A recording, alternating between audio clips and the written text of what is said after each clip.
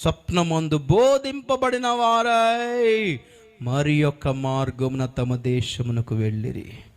ఏమర్థం అవుతుందంటే, యేసును దర్శించుకున్నవాడు మార్గాలు మార్చుకుంటాడు. స్తోత్రం చెప్పండి కూడా ఒకసారి. యేసును సంపాదించిన వాళ్ళ జీవితాలు మారతాయి. పాత స్వభావం కాదు, పాత మార్గాలు కాదు, పాత అలవాట్లు కాదు, పాత భాష కాదు. అందుకే ఏంటిది, పరిశుద్ధాత్మ పొందిన వానికి వచ్చే భాషల కంటే ముందే ఏమన్నాడంటే, బాప్తిజం పొందిన తర్వాత క్రొత్త భాష వస్తుంది అన్నాడు. ఏం భాష అన్నాడు?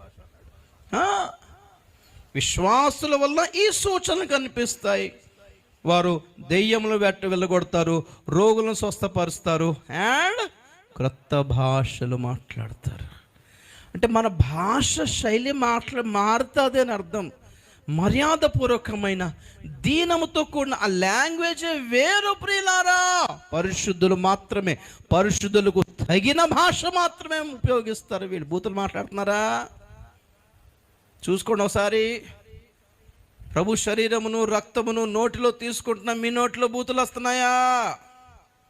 మీరు మారలేదు. మీరు ప్రసంగంగానే ఆచారప్రాయంగానే తీసుకుంటున్నారు తప్ప స్వభావాలు మార్చుకుంటలేదని అర్థం. మన పిల్లలకి మన స్వభావాలు వస్తాయి, ఎందుకంటే రక్తం పంచుకుని పుట్టారు కాబట్టి. మన పిల్లలకి మా పిల్లడికి వంకాయ అంటే అసలు ఇష్టం లేదండి, ఎందుకంటే వాళ్ళ నాన్న కూడా అసలు తినండి, బ్లడ్ అల్లెల్లు. అర్థమైందా?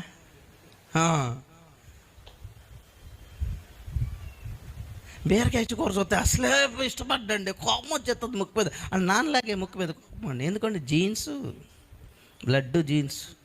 మరి ఇందులో ఏముందనుకుంటున్నారు? ఏసే బ్లడ్ ఏసే జీన్స్ ఉన్నప్పుడు హల్లెలూయా, రోజు రోజుకి ఆయన స్వభావాలు రావద్దా మనలోకి? ప్రసాదం అనుకుంటున్నాను కళ్ళు కద్దుకుని నెత్తికి రాసుకోవడానికి.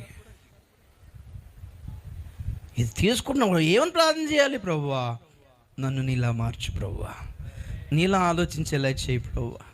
హల్లెలూయా, హల్లెలూయా. నీలాంటి స్వభావం ఇయ్యి ప్రభువా, నీలా క్షమించే గుణం ఈ ప్రభువా, నీలా సహించుకొని తట్టుకొని. మనకు అంత లేదులే, కానీ మనం ఏమంటున్నాం అంటే, ప్రభువా స్లోగా నీలా మారిపోవాలి. ఒక రోజున ఆయన ఎప్పుడు చూతుమో, ఆయనను ఉన్నట్లుగానే ఆయనను చూతుము గనక ఆయన పోలికలోనికి మారిపోదుము. ఈ మార్పు ఒక్క స్పాట్లో రాదండి, క్రమక్రమంగా ఏమంటే గొంగళి పురుగు సీతాకోక చిలకగా మారడానికి ఒక ప్రాసెస్ ఉంది చూసారా? మన శరీరాలు కూడా అంతే. క్రమ పద్ధతిలో దేవుడు మార్చుకోవటానికి ప్రయత్నం చేస్తున్నాడు. అందుకే ఇవంతి ఎందుకు ఈ హతుడైన యేసుక్రీస్తు చుట్టూ పరిశుద్ధిలో మనం పోగై ఆయన శరీరమును ఆయన రక్తమును మనం భుజిస్తున్నాం, త్రాగుతున్నాం. ఎందుకు అంటే ఆయన స్వభావాలు మనలో రావాలని, మేము ఆయనకి చెందిన వాళ్ళమని చెప్పుకోవడానికి కాదా? కాబట్టి ఆయన మరణ సాదృశ్యములో ఐక్యము గలవారమైన ఎడలా ఆయన పునరుద్ధాన సాదృశ్యములో ఐక్యము గలవారమయుందుము. అలా జరగాలి అనుకుంటే ముందు మన ప్రాచీన స్వభావమును సిలువ వేయాలి. స్తోత్రం చెప్పండి గట్టిగా ఒకసారి.